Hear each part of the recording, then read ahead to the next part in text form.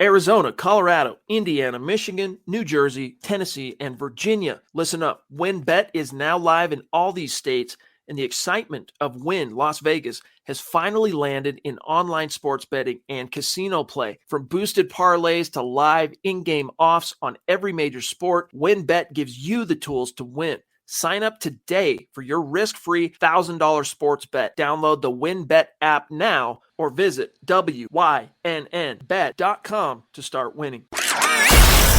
You're listening to the Huddle Up Podcast with Chad Jensen and Zack Kelberman.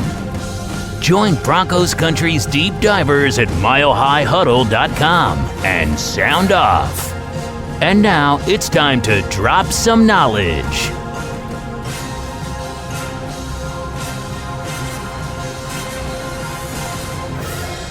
I can hear the stream breathing. I'm letting it breathe, and they're there all we online go, right baby. There we go. I was going to say, I'm not letting you get away with just saying it's breathing. I want the full kit and caboodle, Scott, and you delivered. I am pumped right now. Welcome in, guys, to the Thursday. Used to be the game preview edition of the Huddle Up Podcast, the end of the week now edition of the Huddle Up Pod. I am Zack Kelberman, joined by Scott Kennedy, who's filling in once more for Chad Jensen, who's recovering from his bout with the bug that shall go unnamed. Scott, you did BFB earlier today. How are you doing in the nighttime now?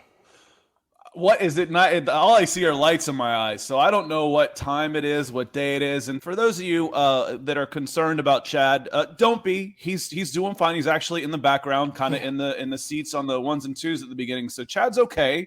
Just kind of felt like crap a little bit, and his throat just isn't quite ready to come on and talk for 35, 40 minutes. Depending on, how windy Zack is on any given night, could be 15 to 50. So Chad is doing fine, and everybody he appreciates the concern, and we appreciate that he is doing better. But yeah, it's there's a song by Korn where it's called "It's Me Again." That's kind of how I feel like with the Broncos for breakfast and doing the Mile High Huddle. It's a lot of the same folks, but it's a lot of different names and faces. So I've really enjoyed having this opportunity to say hello to everybody that does the evening show that isn't able to see us in the morning. Yeah, we have some Facebook comments we couldn't get to on last night's show, and we always want to make it up to you guys who contribute. So we're going to pull that up right now and acknowledge where we're at right now, Scott, if you want to go over that. Yeah, Chad's bringing this up right now, and normally I'm in the background making sure and hammering these guys, saying, hey, make sure we don't forget our Facebook people. But I had mentioned a couple days ago with Michael Ronquillo had a monster Stars day. I think it was Tuesday morning on Broncos for breakfast that it was really going to push us closer to our goal. And you see we're at 55% and we're on the 20th. So we're just under about 63, 64%. We're at 55%. So we're good. But in the last day, so let's leave it right there for the last 24 hours because there were some really big star givers, and I don't feel like we got to show everybody. We got to say hello to just about everybody, but I want to make sure that we're giving these folks a shout out.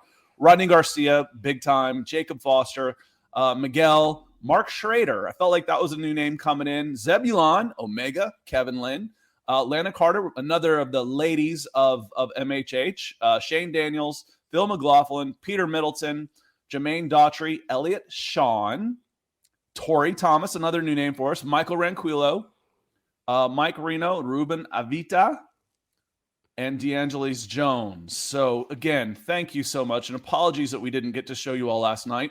We'll always try and make it up for you. We certainly don't take you for granted by any stretch of the imagination. Listen up, Broncos country. TickPick should be your first choice to buy football tickets because they save fans money by never charging any service fees ever.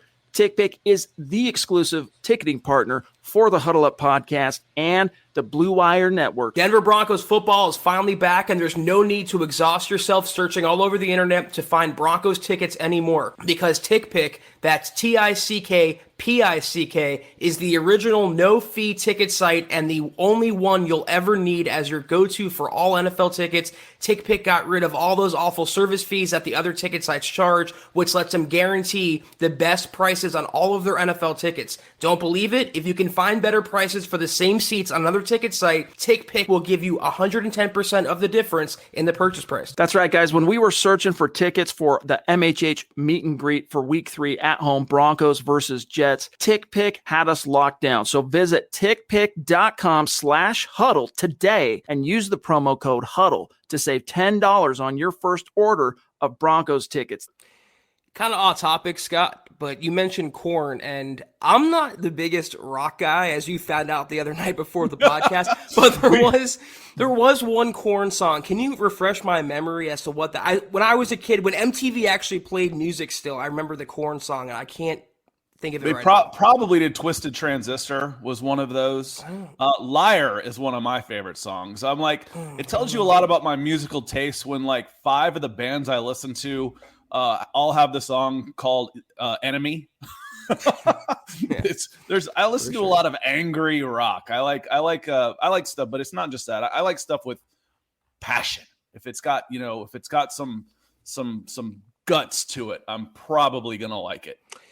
Is there any other kind of rock other than, angry and expressive and emotive? I don't think so. Freak on a Leash is one that That's what it is. That's what it is. Freak on a Leash. There you go. Okay, that was a good song. Yeah. I want to play that now. So I went to see Disturbed and Korn. We'll get off music here in a second, I promise. I went to see Disturbed and Korn, and Disturbed's actually one of my favorite bands. But Korn, I thought, put on the better show. So I enjoyed the entertainment value of seeing someone live. Like, if you took me to see Grateful Dead or something like that, or who is the Grateful Dead? Widespread Panic, the one of those. I want to be a Grateful Dead band. Man, just put me to sleep. I'll listen to their music, but let's go shoot pool or something. But Korn was really good in concert. With that note, we'll move on here. I don't want to just yet, Scott. You tell me. I'm having fun with this conversation. Forget football for a second. You tell me the best concert you've ever been to, and I'll tell you that for me. Oh, I don't know. The best concert I've ever been to. And let us know in the comments, guys. The best moment I ever had. See, MTV ruined concerts because rock bands got lazy and they would just show their concerts live, so there were no surprises anymore. The coolest moment I ever remember wasn't Tommy Lee in his spinning drum cage, because that had been shown 100 times with Motley Crue, a zillion times on MTV. But it was the next one. That was Girls, Girls, Girls. It was the next tour that came out, and it was the Dr. Feelgood tour, and it was Atlanta was right at the beginning, and the place went dark at the old Omni, and all of a sudden the lights go to the very top middle of and here comes Tommy Lee dropping out like Spider-Man playing the drums in a spinning drum cage coming down. That's cool. That was the coolest moment I ever remember going to a concert. It just blew my mind. I think it was 15 years old or so. Just awesome. That's awesome. Yeah. I'm like I said, I'm more of a rap guy, but what's ironic is that 2 of the best concerts I've ever been to were rock. The first one was Tom Petty when he was alive. It was an indoor. I don't like standing outside and sweating and standing. I like having a seat in the air conditioning, and it was indoors in a big arena, and there was so much smoke in the air, and I'm not talking about cigarette smoke, and he played Refugee. It was unreal. And also Linkin Park. They put on a really, really good show before Chester passed away, unfortunately. But the last show at the old Omni was 3 hours of Metallica. They didn't have an opening band. They played for 3 hours. Nice. That was a pretty dang good show. Those guys can bring it without a doubt. Speaking of bringing it, Jesus comes in and says, hopefully that Legwald report is true and it ends up being Hackett or any of the remaining offensive-minded coaches. Now, Zack, for those of us that haven't read the Legwald report, can you let us know exactly what Christian is talking about here? And Christian, appreciate your support. We should probably pull up the article that Chad wrote because it's doing really well right now on MHH Analytics. Basically, it was a radio interview, and he is the ESPN Broncos reporter, Jeff Legwald, veteran of the game. So what he says is worth paying attention to.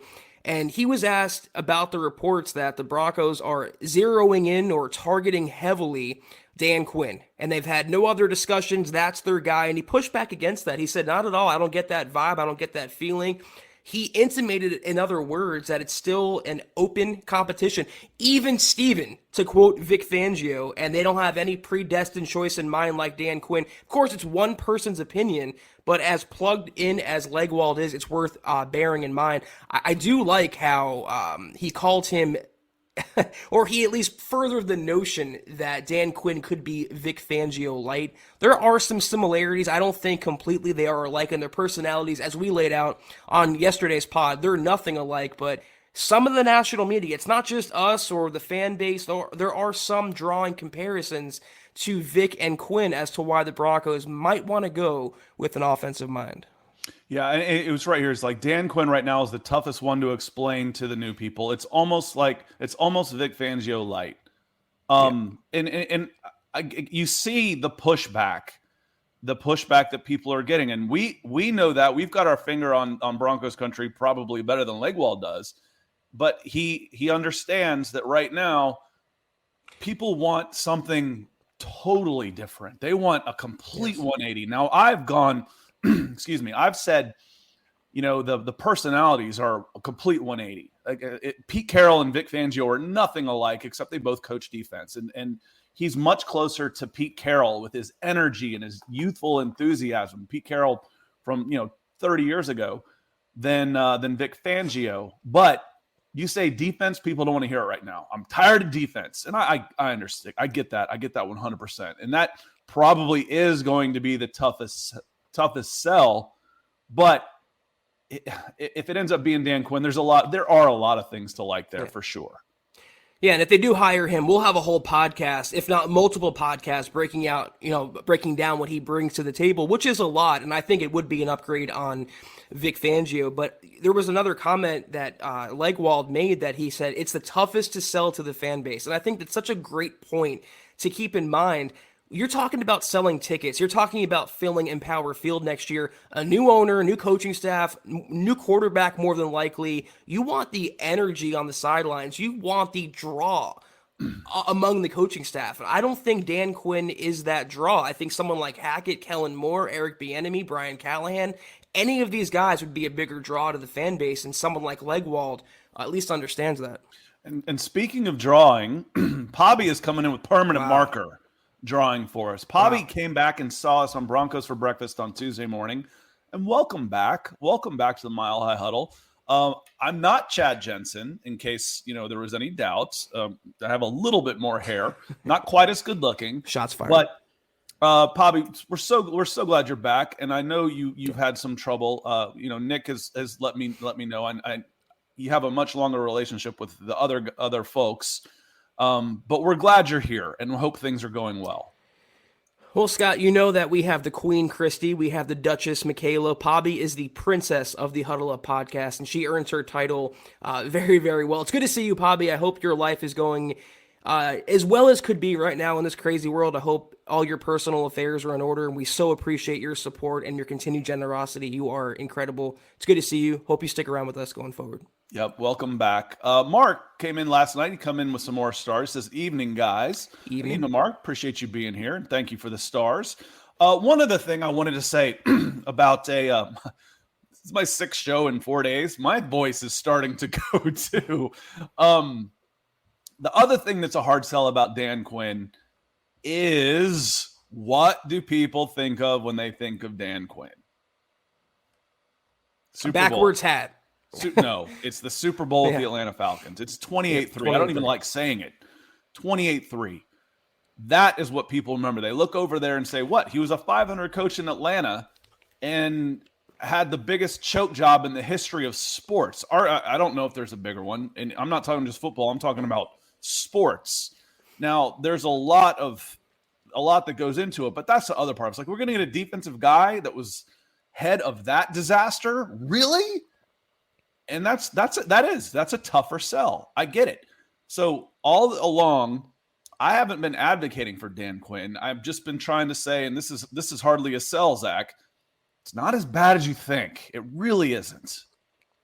And the other thing more recently that he's synonymous with is Dallas's playoff game. I mean, you talk about 2 auditions that Dan Quinn's had in terms of Broncos country, their exposure to him, it was the Week 9 contest, which Denver blew the doors off Dallas, including their defense, and also what Dallas did in the playoffs, which was roll over and get whipped pretty much by the 49ers, and they tied an NFL postseason record with 14 penalties. His defense was beatable in that game, and if Jimmy Garoppolo can beat you, a lot of other quarterbacks could as well. So those are the drawbacks to someone like Quinn, and it might not be fair. He has more to his abilities than just 2 games, the Super Bowl and the playoff game, but it doesn't matter to Broncos country. It's what have you done for me lately? Yeah, it's a Twitter generation that, people can hardly get to the end of 160 carriers. Exactly. The memory is short. And the good part of that is most of the people now remember that game for something else. And it may have kicked Kellen more in the soft spots a little more than Dan Quinn because of the way that game ended. But I agree. I think of the guys coming in, and he's a tougher sell because he's the only one with any head coaching experience, which means if you're a head coach, you've been fired, there's reasons why you were fired. There were bad things, but being fired in the NFL means squat to a certain extent. I mean, everybody's been fired. If you took everybody off the list that had been fired, you wouldn't have anybody to interview. Why? What did he learn from? And I think maybe the biggest lesson he could have learned was that he needs to be a little more ruthless. He needs to be, he's loyal to a fault, which is players love him for. The coaches that have coached for him, I haven't heard a bad thing about Dan Quinn, the person, but he could be a little more ruthless. There's a phrase I use all the time. I said, I don't mind an ass. I can't stand a hypocrite. Bill Belichick, I don't want to play golf with the guy. Nick Saban, don't need to have him over for dinner, but by God, I respect the heck out of him. It's the ones that it's the Urban Meyers of the world that try and say that we're better than you, and then he's a dirtbag. Those are the ones I don't like. Being a little ruthless isn't necessarily a bad thing. Yeah, and you mentioned having the pulse of the fan base, and I wrote an article earlier today for Heavy, and we might as well get on it now about Dan Quinn. He has an interview coming up. Well, they've put in an interview request, the Giants have, for Dan Quinn. And when I posted that story, I got comments saying, oh, please, let that be the case. Let the Giants take him. Not a lot of Broncos country wants Dan Quinn. I think it's a smaller minority that wants a third straight defensive coach and doesn't want the Broncos to finally gamble with the offensive guys. So it would be a tough sell, I think, for Paton. Yeah, Michael coming in with some big stars, and Rodney as well. So thank you, guys. And Michael says, good evening, Zack and Scott on Mile High Huddle. Go Broncos. Yes, sir. There's a lot of that goes around. Like I said, when you fail on the biggest stage the way Dan Quinn did, that's what most people are going to remember. It's like, this guy wasn't anything special with the Broncos. But if I want to make a comparison like that, a small enough sample size, I can prove anything. Bill Belichick wasn't much with the Cleveland Browns. If you go 500 with the Cleveland Browns, if you go 500 with the Detroit Lions, if you go 500 and reach a Super Bowl with the Atlanta Falcons, you did something right. These aren't the alpha franchises of the world whose birthright is to go to the Super Bowl. It's been twice. And I always kind of joke that as an Atlanta sports fan, especially the Falcons, really all you're asking for out of the season is just not to be embarrassed to be an Atlanta Falcons fan. In 98, we made it 364 days right up until the day before the Super Bowl, and our Walter Payton Man of the Year person goes out and gets arrested for soliciting oral sex from an undercover cop. Thanks, Eugene. Thank you. Appreciate that. And then the second time they go to the big show, 28-3. It's bad. So the fact that you fail in Atlanta doesn't mean you're a failure. I promise you. How do I follow that one up? There's no way I can. Anyway, changing the subject. Choke jobs. I got the solicitation. You got choke jobs and something else, Scott. We're talking about. This is a wild podcast tonight. Guys, I want to give a quick update as to the Broncos interview requests and candidates and things that are going on with that. Today they talked to Brian Callahan, the Bengals OC. That was a remote interview, and they were also in LA to talk to Rams OC Kevin O'Connell for an up-close sit-down. They have one more interview, and that's tomorrow with Eric Bieniemy, the Chiefs OC. And then after that, like Mike Kliss said, ... It could be Saturday. We have a new head coach in Broncos country. It could be Sunday. It could be second interviews next week, but they're quickly exhausting all of their meetings. And the white smoke will be pluming out of Dove Valley soon enough. The white smoke. Good call out to the Pope there. Well, we've got it all on the show. We've Trying to make it a little more we've sanctimonious got rap, after the we've got prostitute 90s talk. Super Bowl arrests. Yeah. This is where else are you going to get this kind of entertainment? For goodness sakes. Miguel coming in with some talking about some of the interview candidates and such. Yeah. Miguel comes in with some stars and says, "Sup, fellas? Do you think there's serious interest in Eric Bieniemy, or do you think it's more of the Rooney Rule?" I would think there would be serious interest in that guy, don't you? They already fulfilled the Rooney Rule. Aaron, Glenn, and Mayo. I mean, that's over with. That sounds like a sandwich. We're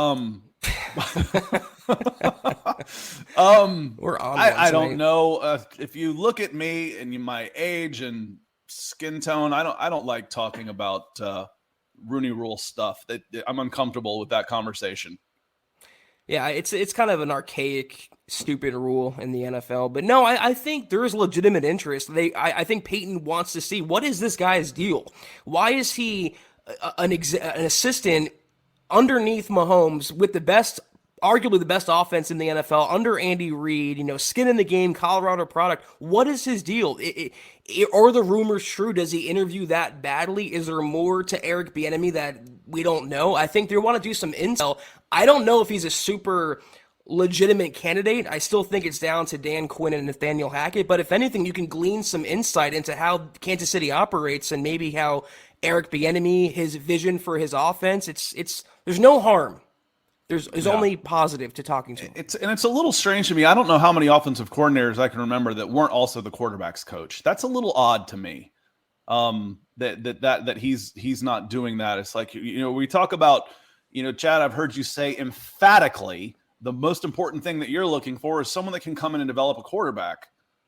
Well, he's not even the quarterback coach, so you run an Andy Reid system and Kafka's the quarterback's coach. And what do I need this guy for? Right. I know there's more to it than that, but if we're looking at, the dot here, it doesn't make a ton of sense to me for what we're looking for. Claude comes in. He's going back to our throwing some stars down, talking some going back through the back part of the chat here. There's a lot of music talk here. We got some music fans. Claude says, "I still have scars from the Godsmack concert in 2001. Best show ever." Try and explain a mosh pit to someone that doesn't get it. And they never will. It's like trying to explain cricket to me. I'm sorry, I don't have much interest. I'm not going to figure it out. But mosh pits were awesome. Talk about an awesome way to blow off steam. And the code of the mosh pit was a lot of fun. After the Travis Scott concert, I'm kind of avoiding mosh pits in my life going forward. But Sam Bam, $20 super. Thank you so much, Sam. Good to see you tonight. Hope you're having an amazing Thursday. Sam says, "Hey, Broncos country, hope everyone is feeling all right. I myself am under the weather, not CV as well. Sorry to hear that. Hope you're feeling better, Sam. Hopefully soon. So hope Chad and all those that are sick get to feeling better soon. Go Broncos." In parentheses, my bet is still on Hackett being the head coach. Appreciate you, Sam, and feel better. Plenty of vitamin D, plenty of zinc, plenty of multivitamins, and plenty of rest, and you'll feel better. Yeah, get some rest and feel better. It is the season that it goes around, whatever it happens to be. They call it the cold and flu season for a reason.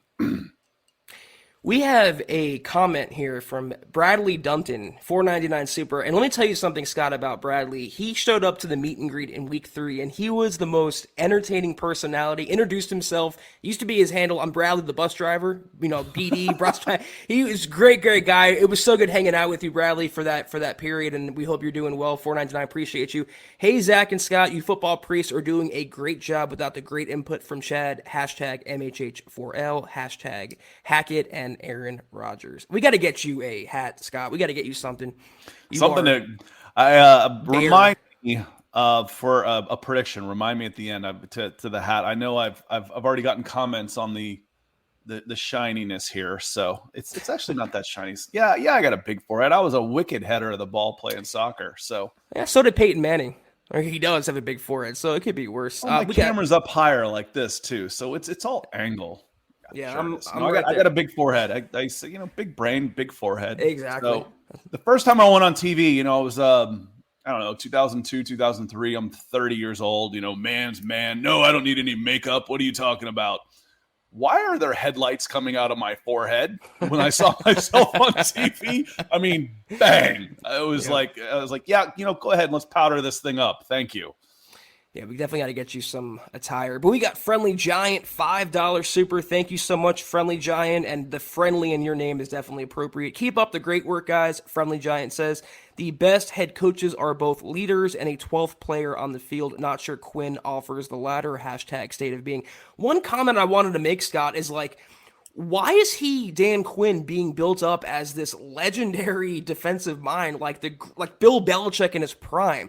You can argue he was carried to a Super Bowl in Atlanta by Kyle Shanahan and Matt Ryan. He was carried to a Super Bowl in Seattle by the Legion of Boom, the front seven they had, Pete Carroll, the offense, and this and that. I get that he's a good coach. I get that he's a good leader. He has an infectious personality. Ties to George Paton, all of that. Did good work in Dallas this year, but let's not confuse him with the greatest defensive mind to ever live or breathe. He has definite warts to his game, and that's why we talked about coaches being fired. He was fired from Atlanta for a reason. And I know you talk about winning in Atlanta is hard, Scott, but in the scope of the NFL, when you used it to that barometer, what was his coaching record? 45-43, something like that, or 42-43, something like that. Yeah, it was right. It was. I think it was just under 500, or it was within a game or two. I just he's not this, oh my God, slam dunk, I have to have Dan Quinn as the next head coach of the Broncos over the other guys. Is he an upgrade on Vic? Potentially, yeah, but that's not, so would you be, Scott. So would I be. It's not hard to be an upgrade when you don't know how to challenge a play or call a timeout, when you ignore your offense, when you hate your quarterbacks. By virtue of Dan Quinn not being those things, that's an upgrade. But I just, the legend that he's forming within the Broncos fan base is getting a little carried away, in my opinion. Yeah, no, I don't see that. His best traits to me aren't schemes. His best traits to me, however, are what translates to being a good head coach, which is the energy. So when Friendly Giant comes in and says the best head coach, I'm not sure that Quinn is that the 12th player on the field. Actually, I think that's really, honestly, his best quality. When it comes to being the one that's going up and chest bumping people, the energy that he has, that he can inflect in his team, and the way he can bring the best out of people, that's more important. That's a bigger trait for him than his scheme. I think in that sense, he could actually be a better head coach than defensive coordinator, because his best traits translate to leadership, not necessarily, I'm the Mike McDaniel of the world, the egghead who's just a better schemer than him. That's not Dan Quinn. Dan Quinn's a guy that gets people to want to run through brick walls for him. That's Dan Quinn. Yeah, but if that's his biggest selling point, is that his energy and personality, why not hire Nathaniel Hackett, who has the same type of personality, and he's of the offensive mind, and he's a little younger. It was more, I think, more upside, more ceiling with someone like Hackett, who would bring aboard Luke Getsy as well, probably as OC. I think that's the way to go. I think the question is, and we talked about this, so I want to bring it back up, is can he put a staff together? Do we know that Hackett can put a staff together and be the guy in charge? Got a pretty good idea Dan Quinn can do that, but can Nathaniel Hackett? You never know. Someone's got to be first. This guy's going to get a head coaching job probably this year, but you don't necessarily know that. You don't know that for sure, and there's a little bit more uncertainty there. But I'm with you. I would probably rather have Hackett for this team than Dan Quinn. Yeah, for sure. Randy N hopping in, just got in. Who did the Broncos interview today? So we're about halfway through the podcast. We talked about it like 10 minutes ago, but I'll go through it once more for you guys. The Broncos had 2 more interviews today for head coach. They are up to 9 out of the 10. They talked to Brian Callahan, Bengals OC today, and Kevin O'Connell, Rams OC today. Not much has come out about how the interviews have went, but they have 1 more to go tomorrow with Eric Bieniemy before Kansas City has their first playoff game. After that, heading into the weekend, it's we're on watch, we're on notice until that report comes out, unless they want to have second interviews. But I don't get that feeling, Scott. Maybe you have something different, in your gut about second interviews or what Peyton wants to do. I think he gleaned what he's going to glean from these guys this past week, and he already has his mind semi-made up. I think it depends on who else needs to be involved in the hiring process. He's probably leaning. He was definitely leaning. Like we've talked about it all the time. You hear me say it all the time. The bias. You're already leaning one direction before you even start this process, because the type of people that do this, that are general managers or planners, he's got a list of the 10 quarterbacks he wants to go after, the 10 coaches, if he gets turned down, who he should go. That's just how they work. But to go in and interview 10 people and do it all and be done with it as soon as you're done with the 10th interview, I don't know. I don't think we'll see it as soon as this week. However, I also said we'd probably wait until Black Monday to get rid of Fangio, and he was gone Sunday morning when the sun came up. It doesn't seem like Peyton's one for time wasting, but this is a good question by Trevor, and I'm glad you brought this up, Trevor. I appreciate it. He goes, Zach, if Peyton hires Quinn, what grade would you give Peyton? And Trevor knows, and a lot of you guys know, I'm a huge Peyton guy. I think he had an A- or maybe even an A grade for his first year as Broncos GM. He's really done no wrong to me, and I don't say that as a homer or with bias. I think he's been a great GM through year one. That being said, though, if he were to go with Dan Quinn, I think that's a mistake. I do. I can get on board. I can talk myself into it. Quinn would be an upgrade on Vic. I just think it's the wrong move for what the Broncos need. You finally have an opportunity to hit that reset button. You have a great crop of offensive-minded candidates, and you're going to go with a retread defensive mind for the third time in a row. I get he has experience, but it's just not what the Broncos need. So what grade would I give that higher? Incomplete until I see Quinn. I just think it's the wrong choice. Overall, I think that would bump it down to a B. And that's really what any grade gets. Same with draft classes. You can say, okay, this made sense at the time when you're talking about acquisitions of talent, especially in the draft. Say, I'm going to give this grade, this draft class a B because this made sense. But obviously, we're going to have to go back and regrade when all said is done. The hiring of Dan Quinn would feel anticlimactic to me. It would just feel. Really, you had a chance to, this is your first hire. You're coming in to put your stamp on this franchise as a general manager, and you went with Dan Quinn. All right. I'm not thrilled about it, but I'm going to give you the benefit of the doubt, and let's see how it turns out. That's instead of, yes, excitement, and everybody's really psyched. Everybody's just kind of like, I don't know about go again. That. But if you're making decisions based on public sentiment, you're not going to be in your job very long. So, what the Broncos need and who all could come in with it, he knows that better than anything. I'm not a trust the coaches guy, but we don't know all the information. But for me, it would be anticlimactic.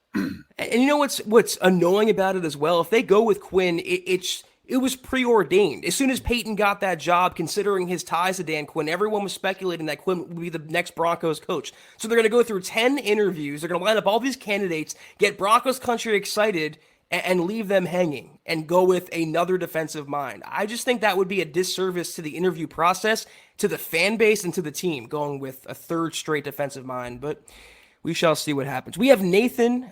Scott, that's you for the last name. I don't do those. Leituala. That's above my pay grade, but we appreciate you, Nathan. $2 super. Thank you so much. He goes, good evening, Priest, Zach, and Deacon Scott. How do you feel about that, Deacon Scott? Like Deacon. Is a deacon ahead of the priest? I'm not real religious. I'm spiritual. I'm not religious. And yes, there is a difference. It reminded me, I don't know if you ever watched Daniel Tosh stand up.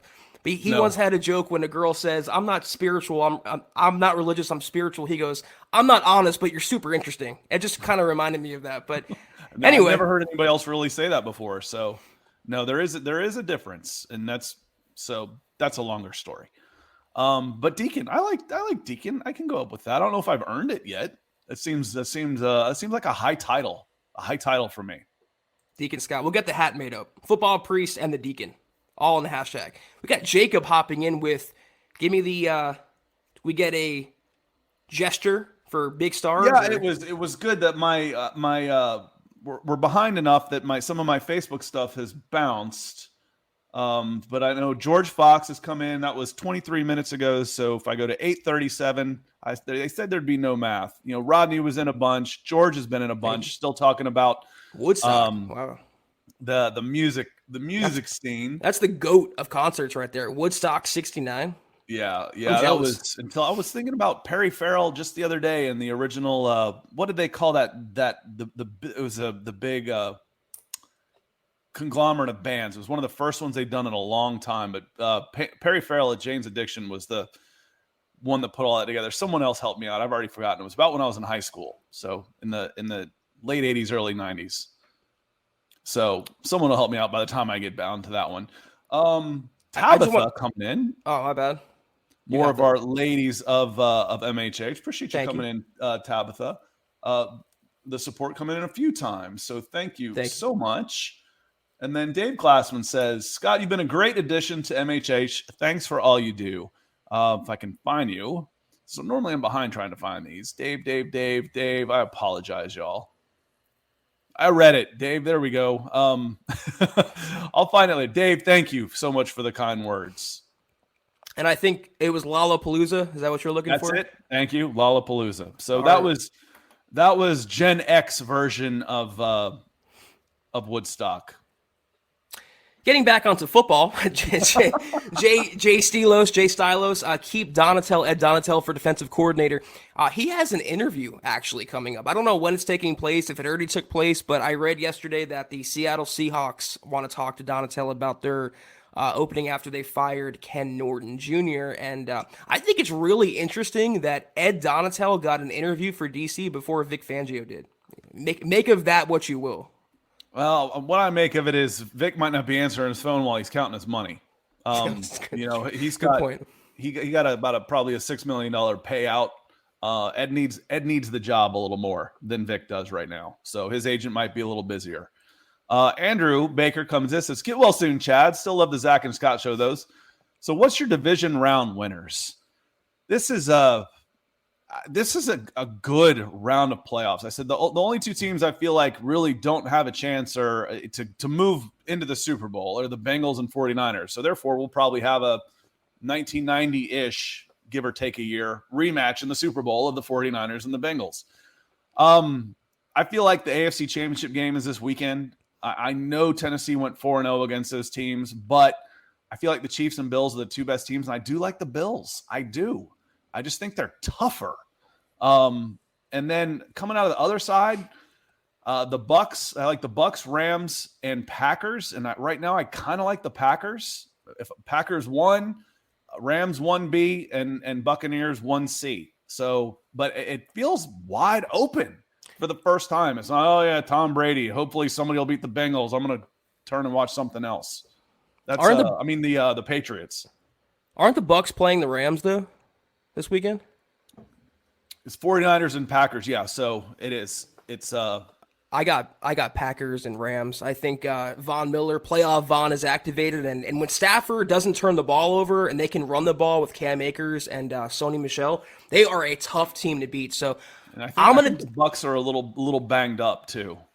Yeah, Chris Godwin, that injury really hurt them. The running backs are hurt. They don't have it this year. They won a title already. Let someone else, like you mentioned yesterday, let someone else have the shine. I'm with you that I think the championship game in the AFC is this weekend. I'm going to take Kansas City, though. You know, I could see it going either way for sure, but when you have a team like Buffalo that laid eggs, I mean, definite eggs, like to Jacksonville, I'm just not... I'm not quite there yet. Plus, you have Dayball interviewing with other teams, and he's close to getting a job. You think about the loss of focus there. I could see the Bills winning this game, but I just think Mahomes is still Mahomes, and that defense is too much emotional stronger. Capital spent on blowing out the Patriots. That was their Super Bowl. True. Maybe, you know, that there could be a natural letdown there. I mean, or in hindsight will tell us, or they take that momentum and they ride it. You know, the belief, and they ride it. We'll see. But, Andrew, thank you so much for the stars and being a big supporter of the show. And let us know in the comments what your predictions are, Andrew. Yeah, throw them in there. We're Rodney coming in a bunch, as always. And then the Hire Hackett Fund. Ethan, our DWI guys, has been funding the Hire Hackett Fund on Broncos for Breakfast. So I'd listen to what he has to say because he ran the Fire Fangio Fund, the Triple F hashtag, through Mile High Huddle for a month, and it came to fruition. So the Hire Hackett hashtag seems to be working very well. Oh, no, Miguel, I used to like you. System of a Down in Phoenix system. I hate System of a Down. Was that Let the Bodies Hit the Floor? Is that them? No. That was Drowning Pool. That's a cool song. Okay. System of a Down has this lead singer named Serge or something like that is so impressed with himself, it's nauseating. He just thinks he's I'm glad you're going to like it. Not for me. So have fun and thank you for the stars. Yeah, I know I'm embarrassing myself. I've never been like a rock. Oh, they were Chop Suey. I love that song. Was that them? I don't know. I don't know. They try to be like. You guys are stoking my nostalgia tonight. Okay, they try to be a little something of everything without being much of anything, and the guy thinks he's like this opera voice, and they're just. I couldn't stand him. Damn, the hate is real. But yeah, apparently they were Chop Suey. I do like that song. I will say that. But what else we got, Scott, as we go through? We're going to keep this Rodney, pod 11 minutes ago, that's 8:45. So let me scroll down and find Rodney again because he's given enough stars. He's got a comment with this one. We want to make sure that we show this one tonight for sure. So I would love to see Von Miller get another Super Bowl run. I sure will miss his sack dances. I'm rooting for the Rams in the NFC. And, I've said this a lot, and you guys have heard me roll my eyes or see me roll my eyes at the forced parity of the NFL in the 17-game season and the fact that a lot of these teams are just coasting along. This is a good example to me. Von Miller, he's catching heck for not doing much with the Rams. Von Miller was not brought in to play week 14 and 15. Right. Von Miller was there to play in the playoffs. Von Miller is like, hey, Sean McVay's like, hey, we're going to be fine. We're going to make the playoffs. Keep yourself healthy. Be rested. Be ready. Von looked ready. Same for OBJ. I mean, they made those two big pickups, and it's hard to come into a team right away and perform to your caliber. It's more than just stepping on a football field. You have to mesh with the players. You have to get the chemistry down. That takes a while. OBJ's making plays in the playoffs. Von is now too. I don't see them getting past Green Bay, but I do have LA beating Tampa Bay this week, and I hope Von sacks Brady one more time at least. I don't know how good Green Bay's defense is, and that that's not like me questioning their defense. That's me questioning me. I really don't know how. I haven't watched the Packers a ton. Pretty stout to know if their defense is good enough to be one of those teams this year.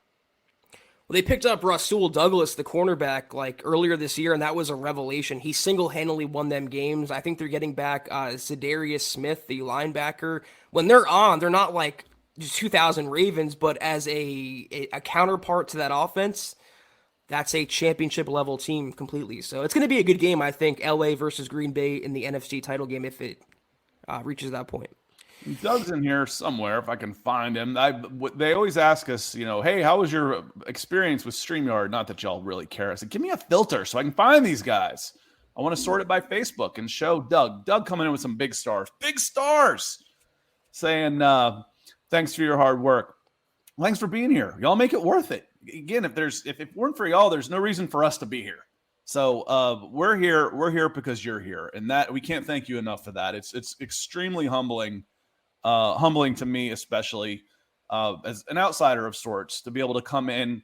And we're working on a year. It was about a year ago, Zach. I came and did my first appearance on MHH with you and Chad, talking a little draft. It's been a year already? Wow. Time flies, man. We got I think that's a new name, Shane Tumaniello. Shane's been on, I recognize the name recently, so newer, at least to me. Sometimes people come and go, and they come back. They may not have been a while, but Shane coming in again. So Dan Quinn is a Teddy Bridgewater of head coaches. If Peyton hires him, then we're all bamboozled by Peyton. I don't know that I can agree with that. I mean, in terms of personality, they are completely opposite. Teddy Bridgewater was the Vic Fangio of quarterbacks. Dan Quinn. But Teddy actually is a really good leader. He's just a quiet guy behind the scenes that, he'll stay behind, and say, hey, he's not going to do stuff for the cameras. You're not going to see the hooping and hawing for him. He's going to say, okay, you dropped that pass. Let's stay together after practice and work on it. By the way, how's the family? That's Teddy Bridgewater. Vic Fangio was selfish. Vic Fangio didn't connect with anybody. Teddy connected with everybody on his teammates. He might not have connected with the fans or put forth that public persona, but he absolutely connects with his teammates. You see him win, nice guy of the year award in his first year with the Broncos. So again, Quinn is a little bit more goofy, corny, cheesy.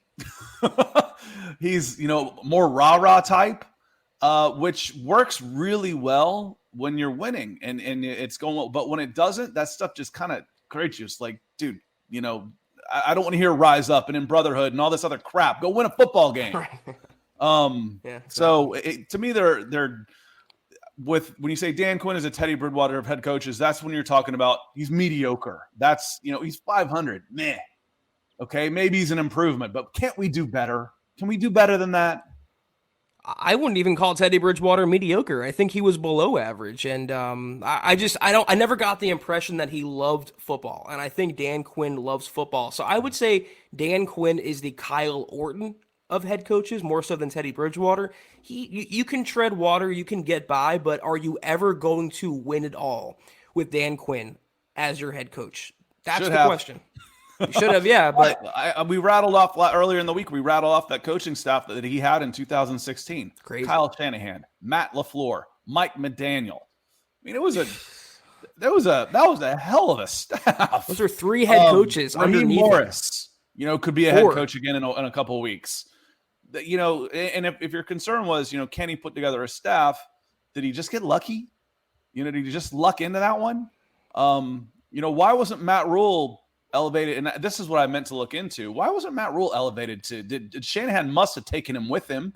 He didn't go directly to a head coaching job from Atlanta, did he? In 2017, why wasn't Matt Rule the offensive coordinator in 2017 instead of bringing in a disgraced former college coach and Steve Sarkisian? It's just, for me, it's hard to give Quinn much credit for that Super Bowl team. It wasn't the defense, and correct me if I'm wrong, Scott, it wasn't the defense that got them there. It was the offense and Matt Ryan. The defense blew the game, 28-3. It was Dan Quinn's defense and the coaching. They were weak in the trenches. That was the hallmark of a Thomas Dimitroff team. Their defense got it together towards the end. So the last 4 weeks of the season through the playoffs, the defense played really, really well, way over their heads. Vic Beasley had a flash in the pan season where he had about 16 sacks his whole career, and he had about 16 sacks that season, and then he was gone again. So the defense did play really, really well up until that point. But they ran out of gas. They couldn't run the ball, and they couldn't stop people when it mattered, and that was the hallmark of a Thomas Dimitroff team, whether it was Mike Smith or Dan Quinn. So, again, I don't blame the coaches for the problems that the Atlanta Falcons had. I liked Mike Smith. I thought he was a pretty good coach for a while. Mike Smith is all-time winning. His winning percentage is like 700. That's like that's like a 950 winning percentage at real franchises. Shane's clarifying. He said, when I said Dan Quinn is the Teddy of head coaches, I'm referring to him being the perceived safe pick, and that I agree with for sure. I mean, you're just going the conservative route and going for the floor and not going for the ceiling, and that's the whole argument you can make against the Dan Quinn potential hire. Yep, we've got a couple more good-size contributions we've got to get to before we get out of here tonight. We're only 45, and we just started late because these guys are always late. Michael Rankulis, it's a great show tonight. Zack and Scott on Mile Huddle. Go Thank Broncos. you. Appreciate your support, Michael. We'll upgrade stars again, and we'll do the whole month. And the way you've come on so strong here in the last week, if you're not at the top, you're definitely top 3. And then Colby C. Collier has come in. I'm going by a YouTube one. I'm Paul coming in with a super here saying Bills, Tampa Bay, San Francisco, Tennessee, anybody but Quinn, playoff results. I don't get that one. I think some punctuation would be helpful, but I just think he's talking that Dan Bills he doesn't want Quinn. Tampa win, San Francisco and Tennessee, period. And then anybody but Quinn. Zack and Scott, great show. Thank you. Thank you, sir. I've got probably, and I don't feel good about these at all. I like Tennessee. I think Tennessee should win, but wouldn't surprise me. The only one that would surprise me is if the 49ers win. That's the only game, if the 49ers win, that would be a surprise to me. Everything else is pretty open for me. Nothing else would say, oh yeah, that was a real shock. If the 49ers win again, that would be a shock to me. Everything else is should be pretty close. You know, though, if they get a good game by Jimmy G and that running attack gets going, Kyle Shanahan can scheme up with the best of them. And I really like what DeMeco Ryans is doing as the 49ers defensive coordinator. I mean, they threw the book at Dallas and they made them ordinary last week. So I'd be surprised. I don't know that I would be like shocked or stunned if they won that game. Anything can happen. Yeah, and for me, it's basically anybody but the Bucks. I don't want to see Tom Brady anymore. I've had enough. Enough's enough. Preach. And, Tampa, you won it last year. You had your turn. Now, congratulations. It's your second in your history. They're not exactly a sparkling franchise through the history of the NFL either. You won one. Now, let's let somebody else do it. Enough, Tom Brady. Enough. Colby, rooting for the Rams and the Bills. All of Wyoming is rooting for Josh Allen. Did you guys see the interview he had on the Pat McAfee show where they asked him, Pat McAfee did, about not getting the respect, and Josh Allen goes, it'd be nice, but I don't give two bleeps about that. I love that type of quarterback, man. He is great, and I wish it wasn't the Bills versus Kansas City, because if they were playing in more of an inferior team, I'd say the Bills have a clear path to the Super Bowl, and I would be rooting for them, but I see them running into a buzzsaw nicknamed Patty Mahomes. You go look at Matt Stafford's reference page, and he hasn't been to a Pro Bowl. That shocked me. I couldn't believe that Matt Stafford hadn't been to a Pro Bowl. And then I looked at his contracts through the years. Yeah, Matt doesn't care. Matt's got about $250 million. He's gotten respected by the people that matter, which is the ones that were signing his check, and the ones that then made a big deal to bring him to LA because they thought they could win him a Super Bowl. Josh, it's like, until I win the big one, it doesn't really matter. And none of that matters. The respect, that only matters come payday and who's writing the checks. And for your ego.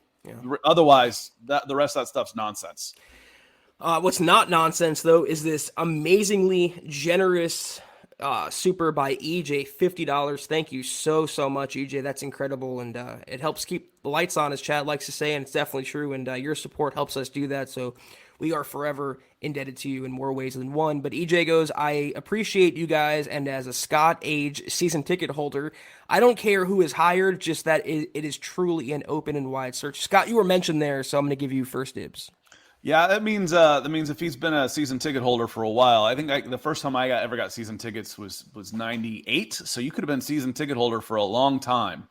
And you want, again, all I ask for, and Denver's a little different because you guys have had championships, but what I look for out of teams I've coached, my kids, teams I root for, is put forth the best damn effort, and I can support that. You might not necessarily succeed. That's what competition is. But do your best and be honest about it. And if you're doing that and it doesn't work out, well, you still have me. I'm still here for you. When you start getting dishonest, then that's when you start losing me. So, as EJ says, I really just want it to be an open and wide search and make sure that they feel that they've done their due diligence to bring in the best guy. And if then it's Dan Quinn, then EJ is going to support him. I just love the unit of measure that EJ uses. Not 10 years, 20 years, a Scott Age season ticket holder. So the Deacon is getting called out tonight for his age. But we appreciate you, EJ, for sure. You hope you look this good in 20 years. That's right, baby. All right, we got KB82. He got my interest. What's up, Zach? What did you think about that local news piece rightly trashing Fangio for not giving Locke a legit shot? I didn't see that, but I would love to see that. Was that yours, Zach? Mm-mm. No, I'm kidding. I'm joking a little, kind of. Oh, I see. I got it. I'm a little slow on the uptake tonight, Scott. But no, I didn't see that, guys. KB, let me know what it said, or if you guys have a link, I would love to check that out. But too little, too late. I mean, he's not the head coach anymore, and Locke is on the outside looking in terms of being a starter, but he should be getting criticism because it's one thing to go with Teddy. It's another thing, and I'll say this for the last time, it's beating a dead horse, to openly detest your quarterback the way Vic Fangio did. It was unprofessional, and it was ridiculous, quite frankly. So one of my wife's friends is going through a divorce, and her soon-to-be ex-husband has a wicked bad ego, enough so that her former stepkids, yes, there's lots of divorces that go around, were texting her about what her dad was doing, her real dad was doing, and she sent back, "Your dad's ego is no longer my problem." That's how we feel about Vic Fangio. What Vic Fangio did is no longer our problem. It's a fresh start. And Locke, by God, work your butt off and take advantage of it. I'm so happy he's not our problem anymore. I can't tell you how happy I am about that. But we got Andrew hopping in, grew up just north of Cincy, so I hope it's Bengals versus Green Bay for Super Bowl. This playoffs is exciting, though. You know what? I'm a fan of the Bengals, man. I love what Burrow's doing, what Zack Taylor's doing, and Brian Callahan. If there's any dark horse in this head coaching search for the Broncos, I think it could be Callahan. No, he doesn't call the plays, but he's overseen the development of a quarterback that was still a little raw coming into the league, even though he was the number 1 overall pick, and he's involved in weekly game planning, scheming. He's involved in the nuts and bolts of that offense, and I'm there with you, Scott. Like, they're not going to get past, I think, the Bills or Kansas City, but I'm rooting for Cincinnati. That's my Cinderella team. Tennessee. Prove that Tennessee was a fraud. That'd be okay with me. And again, Cincinnati, if the Detroit Lions ever make it to the playoffs again, most of its neutrals will root for the Detroit Lions just because they haven't been there. We'd like to see them have some success. They deserve it. I feel that way a little bit about Cincinnati. And Jamar Chase is a beast. I said it before. I've said it on here before. I don't hear any more Mac Jones Rookie of the Year nonsense. It better go to Jamar Chase for that. Michael comes in and says, I've got the Packers winning the Super Bowl. It feels right, but why haven't they won more? Do they have the team to do it this year? Or are they going to Dallas Cowboy it and spit the bit when it matters the most? Rodney says, who will have more sacks, Barrett or Miller? I don't know. That's tough. I'm going to say Shaq Barrett. I think the Bucs are playing the Rams, so that Stafford is more sackable than Tom Brady would be, and I just think Shaq is a little more explosive off the edge right now. I know it's weird to say because they were teammates and Von was the man back then, but Von, listen, I was the first one that thought after they traded him and what he did in the regular, I thought he was a little washed.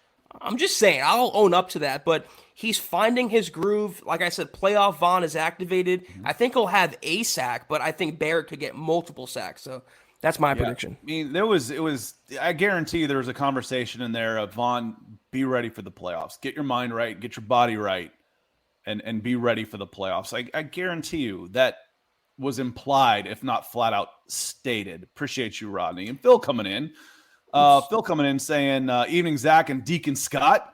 One step below Priest. Thank you. Like I said, there's too many rules. Thank you for reinforcing that, Phil. Too many rules for religion for me, so I appreciate the education. He says he attended Woodstock. Tells everyone where my mind went. He said, not a fan of Quinn, but hope whoever they get brings a staff to help all areas. Again, it should get better for sure. The problem is if it gets better, if you don't get the right guys, it could quickly start going south again. You're going to get a bump no matter what, because the guys will be excited and they'll be ready to play and they'll be trying to earn jobs again instead of being pigeonholed into their little spaces under the previous staff. So you're going to get a new coach bump regardless. I feel confident in saying that. I'll say it again. If they hire Dan Quinn, the OC hire is infinitely more important than the Quinn hire. They have to get that right. And not just get that right, they better hit a home run. If they're going against the grain for a third time in a row with the defensive-minded head coach, you better get me that young, creative, bright offensive mind. I don't care if it's Luke Getsy. I don't care if it's Mike McDaniel. But if you settle for like Darrell Bevel as the OC, I'm out. I'm out completely. So that's they got to get that right. So Ladron Bledsoe, there's a new name for us, comes in and says, Chad and Scott, do you think that this weekend's playoff games will impact the coaching decision? I'd say right off the bat, no, unless something absolutely weird happens, like somebody striking a player, or doing something that basically crosses them off the board because it became a national story of embarrassment. So no, it's not going to. You can't success, or I would looking at the Cowboys game. If I liked Kellen Moore before, I wouldn't cross him off the list because of a mistake at the end of a game. Correct the mistake. Okay. Don't ever do that again. I'm going to hire you. And if you do that again, I'm going to fire you. But I like everything else you do. So no, I don't think it really has any impact at all. I'm looking around. I don't really see Chad anywhere. I see Scott, but talking to it's not going to impact them. They have who they want in mind. And to your point, I think what you were trying to intimate there is you can't judge one guy off one body, off one game. You have to judge him by the whole body of work. And that's the thing with Quinn. That's why if they still want him, he would pretty much be the third or fourth option if you're going by a per game basis, like the most recent action for that coach. But they're going by the whole body of work. So you mentioned striking a player. What was Bruce Arians thinking? He beat the hell out of that guy. It's crazy. It was, well, if it was just the head slap, that wasn't too bad. But you can't do it. You do that to a quarterback, they're going to throw a flag on you and fine you. So again, I don't mind. What I can't stand is hypocrisy. So I don't like pass interference rules because offensive guys are allowed to get away with stuff that the defensive guys are never allowed to get away with. It's like if you see an offensive guy tackle the defender who's in a better position, they don't call pass interference. Like if that had been the other way around, that definitely would have been pass interference. In 727 mil, I think we all hope they get it figured out, and then we can start talking about roster building and roster supplementing. Steve coming with some stars. Appreciate you, Steve. Thank you for the support. And Michael says these stars are for you, Scott, and Broncos for breakfast. Thank you. We have a good time doing Broncos for breakfast. I'm glad that was something we got started. It's going really well. And Rodney says I'm rooting for Josh Allen because he's from my hometown, Fireball. Now that's a cool town. It sounds like what you want to do to the Michigan head coach almost. Fireball. I got the Bills repping the AFC deep in the playoffs. I tell you what, they look the most impressive for sure in the opening round. Can they sustain it? Yeah, I think they can. I like my cross-sport references, and you get a hot goalie in the Stanley Cup playoffs. Well, what's better than a hot goalie is a hot quarterback. And if Josh Allen plays like that, nobody's beating him. Nobody. Exactly. If they don't have a letdown, if they fire on all cylinders, that's the Super Bowl, I think, favorite. So I'm a big Josh Allen fan. I love what Brian Daboll has done with that offense, and I love Sean McDermott, who's a true leader of men. This is not an offensive-minded head coach. This is what Vic Fangio should have been. This is what we were praying for Vic to evolve into, is what Sean McDermott is. So I'm a big fan of them. I just think, though, Kansas City is still Kansas City. We'll see, though. Andrew says, if Scott knows Ohio, I grew up in Dayton. I was born in Akron, and I lived in Columbus for 2 years. I was a kid, but yeah, I know Ohio pretty well. Plus, I was a director of scouting for national, and there are a lot of good players in Ohio. So I was actually born up there. So I know Dayton. We flew into Dayton. We were going to Cincinnati because the flights were better and cheaper. So done a lot of traveling over this great country of ours. I've been probably most of your states, except Montana and the Dakotas. I have not been there. Or up to Boston. That's the Boston's the biggest city I have not been to, but I've probably been everywhere else in most of your states before. One of the benefits of being an old guy like me. A Scott aged kind of guy. But did we hit everything, Scott? That we're pretty close. There's Jacob just keeps firing them. Just keeps firing them, and Michael Ranquillo keeps coming in, and Rodney. Those guys are just on fire for sure. So otherwise, I think we're pretty well caught up. There was one thing I got a comment. So pay attention now, Zach. Yeah, I got a comment from a user in our after the fact, and it said, "I can see the future in Scott's forehead." So let me know. I'm going to get close. Can you see who the Broncos are going to hire or who they're going to take in the draft pick? Or was this just him? I foresee a bald-headed, 51-year-old defensive mind. I foresee Dan. No, that's me. That's me. That's funny, though. You have a good sense of humor, at least, Scott. Self-deprecation to me is very endearing, so I'm definitely all about that. I want to just tack on to what Jason's saying right here. A bunch of you guys are asking me about this. Why didn't the Broncos interview Brian Daboll? It's a mystery, man. I don't know why they didn't interview Brian Daboll, Byron Leftwich. They left some meat on the bone in this head coaching search, and they wasted that on Gannon and Glenn and Mayo. But Mayo could have been for a DC job. But Some of those position guys might be for coordinator positions. It could have been where they knew Dayball was going to get a job elsewhere. I think he's a finalist for Chicago or Indianapolis or the Giants. He's going to get a job this cycle, or Paton might not have been impressed with what he's done, or just didn't deem him a quality candidate. So we don't really know why, but we know they haven't. Yeah, there's a lot of good candidates out there, and again, like I said, it's just going to be a little anticlimactic if it is Dan Quinn. There's plenty of reasons to be excited, but I don't feel like you're getting the fresh start you deserve if that's the way it goes. Yeah, for sure. We got a late super from John Clay Eventing, $9.99. Thank you so much, John, at the buzzer. Josh Allen graduated from my alma mater, and he graduated with my son. Huge Bills fan. Broncos first, however. Great show, guys. Well, at least you have a good team to fall back on, John. That don't let you down every year like the Broncos do, but it's really easy to root for the Bills, I feel like. Good coaching staff, good quarterback play, a team that's been tortured in the playoffs and the Super Bowl. If they get past Kansas City, I'm rooting for the Bills to go all the way, for sure. As an Atlanta Braves fan, I feel like we have kindred spirits in Buffalo. They're one of the few teams that get what we've been through, similar situations. And the Braves pulled it off this year in 2021. So could this be the year the Buffalo Bills exercise all of those demons as well? And there's a phrase in media and scouting and stuff that says that you stop rooting for the names on the front of the jerseys and you start rooting on the names for the back. And when you see a player like this that grow up, you're a fan of his for life. It doesn't matter where he goes, and that's always kind of cool.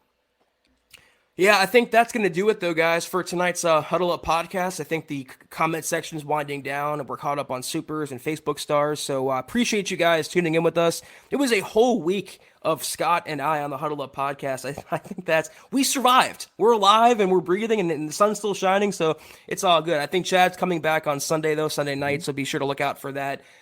In the meantime, though, guys, follow us on Twitter at Huddle Up Pod. You can follow the main account at Mile High Huddle. You can follow Scott on Twitter, as you can see, at Scout Kennedy. You can follow myself at Kelberman NFL. If you haven't, unlike Scott, go to huddleuppod.com and get yourself a football priest hat, get yourself a beanie, get yourself a shirt, and or something that Scott's about to show off right now. Is that a beanie? It's a Broncos for breakfast beanie. So it's backwards. Yeah, you can get one of those too. All at the store. Looks good. It's comfortable. I promise you that. We have a Huddle Up Pod beanie as well. HuddleUpPod.com right now.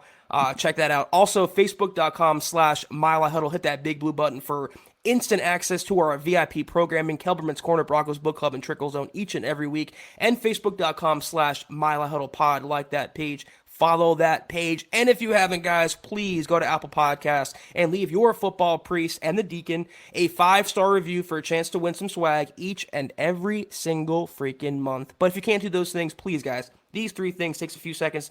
Subscribe, like, and share this video and every video you see on the MHH channel. Scott, it helps us grow and reach more Broncos fans just like y'all. Any last comments tonight? Yeah, just make sure that we come in and see Dove Valley Deep Divers tomorrow night. So if you're Friday night, if it's too cold to go outside, the weather's got you down, make sure you come in and see Dove Valley Deep Divers tomorrow night at 6 Mountain Time. And Mile High Insiders, I believe. I don't know who's doing it this week. I know it's like Luke and Nick, and it's like constantly a rotating host cycle, but Mile High Insiders on Saturday night, and then you have a new episode of the Huddle Up podcast. We'll be returning to you on Sunday night, 6 o'clock Mountain, 8 o'clock Eastern. Take care, guys. Have a great weekend. And as always, go Broncos. You've been listening to the Huddle Up Podcast. Join Broncos Country's deep divers at milehighhuddle.com to keep the conversation going.